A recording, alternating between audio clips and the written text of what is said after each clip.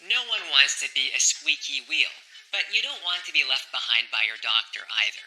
And we doctors know this so well that we even have a saying for it.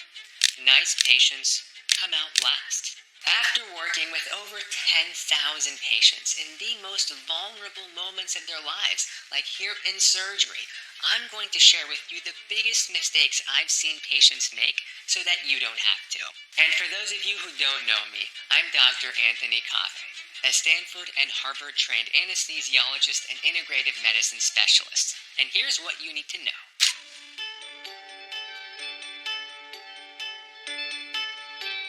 Patients who feel overwhelmed, insecure, or even afraid are at risk of ignoring their gut instincts. And that is the biggest mistake you can make when it comes to your health. But I see it every day in my patients in the operating room and in my office. Have you ever had a gut instinct, not acted on it, and then later regretted not acting on it? I've never had a patient not experience that before. And when it comes to your health, these gut instincts can be life-saving. I've had patients on the operating room table speak up even after the anesthesia had gone in to correct a mistake that was brought up in the safety pause, like with regards to their allergies that were mistakenly written in their chart. Had they received those medications that they had been allergic to, it could have been life-threatening while having surgery.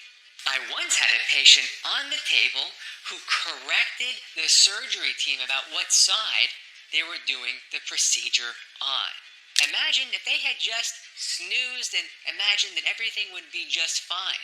I'm not saying that you should distrust your surgery team, but I am saying that you should feel the courage to speak up if you have even a small gut instinct, even if you're about to go under anesthesia, about something not being right in the environment.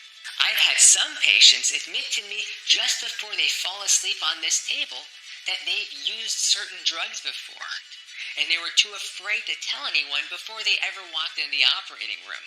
And that's really important for us to know because some drugs like methamphetamines, cocaine, or cannabis can heavily impact how the anesthesia interacts with your brain.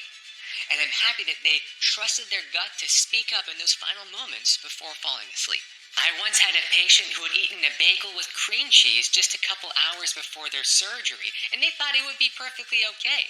But in the last minute, they told me, "Hey doctor, I had a bad feeling. I don't think I should have eaten that bagel with cream cheese." They were too ashamed to bring it up earlier, but I'm so happy that once again they trusted their instinct to speak up and say what was on their mind, because that could have saved their life, because had that cream cheese been in their stomach and they vomited it up under anesthesia, it could have been life-threatening. Another really intense experience was in my office with a patient receiving IV ketamine therapy and a stellate ganglion block.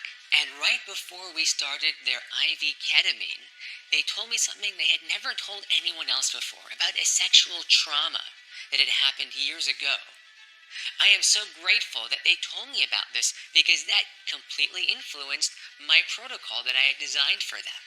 And had they not told me, they would have run the risk of potentially having a negative experience because I didn't know about that sensitive event that happened in the past, but they thought it was important to bring it up and they acted on it. And I'm so grateful that they did so.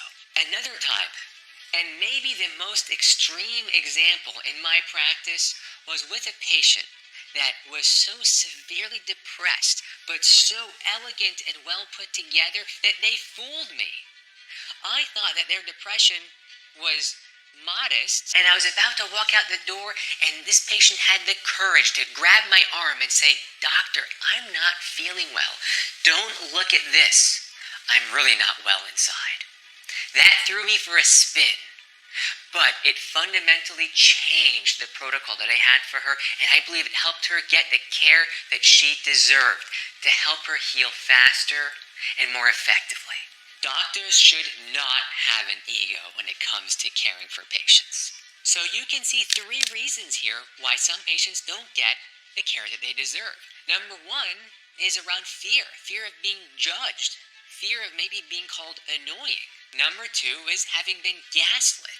And number 3 is there being some trauma, often medical trauma in the past. Have you experienced any of these 3 before? Please let me know in the comments below. And if you're learning something new, please share with your loved ones. And if it feels right to you, please hit that like button to let me do this for you more often.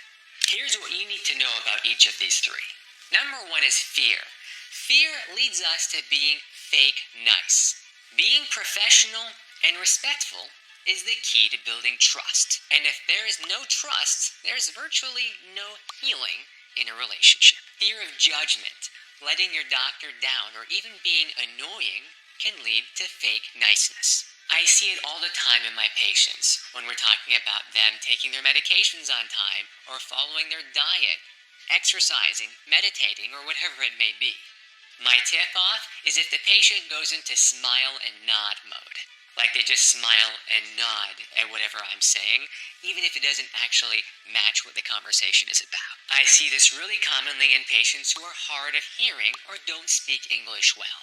And incidentally, and it's not by accident, that those two patient populations are more likely to be gaslit. A good doctor should recognize that and slow down to make sure that the patient is understanding what is going on. And if you're the patient, you need to trust your instinct. If you feel that you're not understanding something, and feel comfortable respectfully interrupting your doctor. The more empowered you feel, the more attuned you are with your gut instincts. Number two is medical gaslighting. I recently spoke with Tamron Hall about this because it is so pervasive in medicine. When our sanity is questioned, like when we are gaslit, we're more likely to ignore our gut instincts. And like you've seen, when we don't trust our gut instincts, we're less likely to speak up for ourselves and advocate for ourselves and get the care that we deserve. That's why we need to level the playing field with our doctors and with others in places of authority to minimize the power differential that underlies most gaslighting. Things like blowing off your symptoms, calling everything in your head, interrupting you constantly, or downplaying or outright ignoring your concerns are all some examples of gaslighting. Watch my video linked below for the full scoop on how to prevent yourself from being gaslit in medical settings. But in short, you're going to want to take notes on paper. Be dressed in your normal clothes and not your gown. Be at eye level with your doctor and bring a friend or family member with you. The less the power differential, the more you'll be able to act on your instincts and better get the care that you deserve. Number three is medical trauma. It's very real and can have very real consequences. When patients have been hurt in the past after placing their trust in someone, it's no surprise that they're less likely to put their trust in others. It may be subconscious, but some patients will develop a mistrust of authority. Or worse, it can lead to a mistrust of their own instincts, if they instinctually trusted someone who turned out to hurt them. This is so sad but very real, and I've seen it in many of my patients. If this has happened to you, you should reach out to a mental health professional to help you overcome this potentially subconscious self-gaslighting, because it can cause us to question our gut instincts and doubt ourselves. There are more than 3 reasons for why people lose touch with their instincts, but these are the most common I see in my patients. It's also crucial to remember that not all instincts are accurate, but when we've been hurt in the past or traumatized in the past, we lose our ability to act on well-placed instincts. Whether that's with your doctor or with your boss or anywhere else, if we don't speak up for ourselves and advocate for ourselves, we're more likely to get hurt. It's not about being the squeaky wheel. It's about having respect for yourself because you are the expert of your body. And when you approach your doctor with that mindset, you're more likely to get the care that you deserve. If you learned something new, please hit that like button and share what you've learned with others. Subscribe to keep up with all my videos. And remember, you have more power over your health than you've probably ever been told.